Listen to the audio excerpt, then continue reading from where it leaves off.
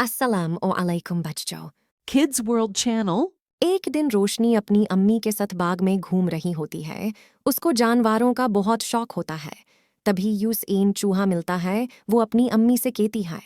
अम्मी अम्मी प्लीज हम इस चूहे को घर ले जाएं। ओके। वो उसका नाम राजा रखते हैं। वो राजा को घर ले आते हैं। तभी राजा के मालिक वहां पुलिस लेकर आ जाते हैं। राजा की मालकिन बहुत जालिम होती है। रोशनी की अम्मी ये जानती है तो रोशनी की अम्मी कहती है। रोशनी बेटा हमें राजा को बचाना होगा, अब राजा को छुपा दो जल्दी से। रोशनी सोचती है कि वो राजा को कहाँ छुपाए तो वो राजा को क्लोजेट में छुपा देती है और राजा से कहती है।